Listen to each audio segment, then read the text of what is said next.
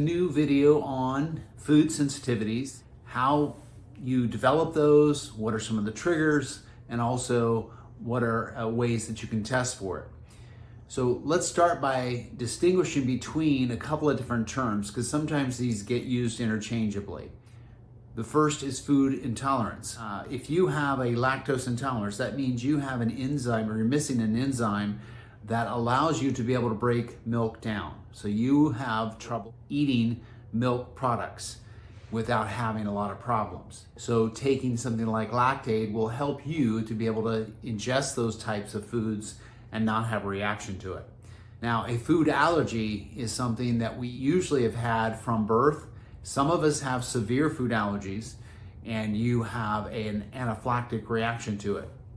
This would be when your throat swells up, even with the smell of some of these type foods. This is a more serious condition that you obviously need to see an allergist about, and there are now ways that they are finding that you can start to become less sensitive to this problem and be around some of those things more, but that's for another video. The last term is food sensitivities, or what I like to call food reactivity. And this is where you're actually reacting to food. You haven't done this your whole life. It's been something that's developed later in life. And often this really isn't coming from the food itself. It's coming from your reaction to it. And I'll explain that in a bit. But what are some of the symptoms that are often associated with food allergies, food sensitivities, and what are some of the common conditions? So your most common symptoms are going to be bloating and gas, and abdominal pains, or often come with some type of food problem. Now, more common ones also might be diarrhea, constipation, headaches, brain fog, also shortness of air. Some of the conditions that are often associated with food sensitivities or related to food are things like eczema, asthma type of situation. Sometimes psoriatic arthritis can be complicated by it. And then there are also, like I said, brain fog is another one that is often common. When I would ingest gluten, I would often have doubled over pain in the gut, and then I would also have brain fog. That was a big common symptom that I had. I also ended up having some type of eczema when I had too many doses of the gluten. So these are symptoms that are related to food. Now, there are ways to test this, and one of those tests would be your typical test you would see at an allergist. If you went to an MD allergist, they might do a skin prick test. This is a IgE testing, and IgE is immunoglobulin E. This is one that is often involved with immediate sensitivity reactions. This is the ones you might see with an anaphylactic reaction. So you ingest something and you immediately have a reaction to it. This is not as common with certain foods. Certain foods may have an IgG or IgA reaction. These are the immunoglobulins that line the gut, and they are usually involved with delayed sensitivity. So you might have eaten something a couple of days ago and now all of a sudden you have a headache and you don't know where it came from. And this takes a little bit of investigation to try to figure out. But back to the IgE, they usually prick your skin with an antigen and they'll watch for a wheal reaction. They'll watch for redness and a kind of raising up of the skin to see if you're reactive to that. And if you are, then they'll consider that a food allergy. Now, sometimes you'll ingest some of these foods, like I said, and you'll have an anaphylactic. You usually know that right away if you have some kind of problem like that. But later on, sometimes people develop food allergies that they didn't have before, and all of a sudden they can't eat anymore.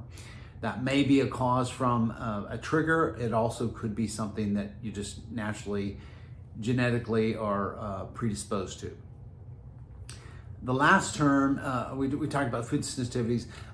When we want to look for food sensitivities, one of the tests is either a blood IgE and IgA test. This is usually through ALA-test. I find that this test is okay, but sometimes you get more information than you need. And what I mean by that is, I don't believe that we're reactive to 30 different foods. I believe that there's usually only a couple of foods that you're sensitive to. So most of the time when I get one of those tests back, I'll see that there's 30 or sometimes even 80 foods that people are sensitive to. And what that really tells me is you've got a lot of gut inflammation, a lot of dysbiosis, and your body's a bit confused about this. If you clean the gut up and you go back and do one of those tests, a lot of times you'll find that you're not sensitive to those foods. So in that sense, you're not necessarily allergic to that food where you can't ever have it in your diet. You just need to get the gut cleaned up, and often you'll find that those foods are no longer reactive. Now that kind of brings up another way of thinking about this is it really a food sensitivity or is it a food reactivity? And I'm not just using words there. What I believe happens with a lot of these foods that you were eating before in your diet, even just 6 months ago, is there's something that has triggered a situation where your body is now reacting to that food. And if you remove that trigger, then you'll often be able to have that food again. And I'll explain that in a second. So the last test really to evaluate food, and I think by far the best, well, there is one other one, I should say. The food challenge test is the true test for food allergies. As they'll have you eat one food several meals in a row, and you watch for those symptoms to develop, and you watch for those symptoms to worsen. That's a true food allergy, and that's the gold standard for right now to identify what a food allergy is. What I believe is the best test is a food elimination diet. So if there is that you're suspecting that is a problem, if you will remove that food from your diet, let's say it's gluten, let's say it's milk, let's say it's yogurt or whatever, and you remove those foods from your diet for 6 weeks, which gives your body time to renew a lot of those immune cells. And then you reintroduce one food back in at a time for a period of 3 days. And you're monitoring any symptoms as you go. You're also taking note of any symptoms that might have gone away during that 6 weeks. So if you had several things like brain fog, skin issues, if you had gut dysbiosis or gut bloating, if you had diarrhea, that all went away after you took those foods out. Now you really need to pay attention when you introduce those back in.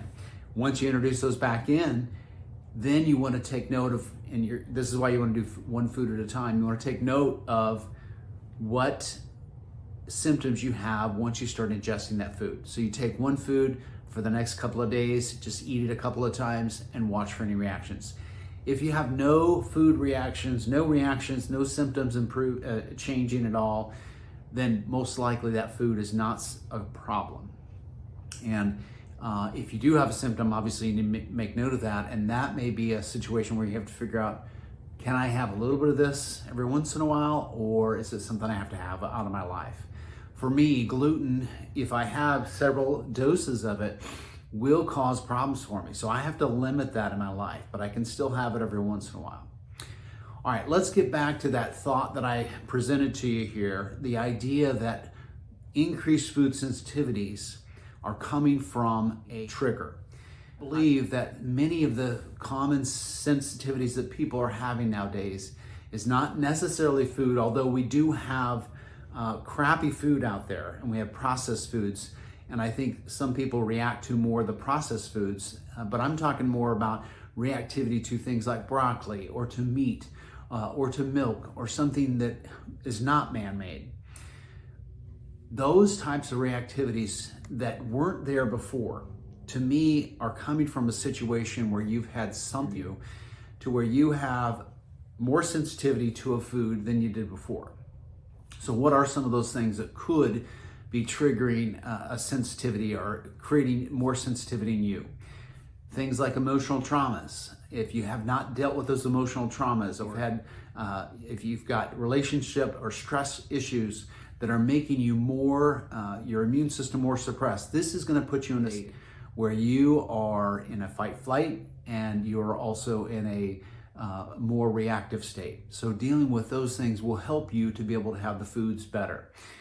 Another one would be toxicity. Endotoxins, metabolites from bacteria. When you have dysbiosis, you have an increased amount of lipopolysaccharides. These are going to create more inflammation in the gut and eventually create more reactivity in the gut. And then also things like mold and Lyme and some of the co-infections of Lyme. These have toxins that get as the immune system tries to attack them.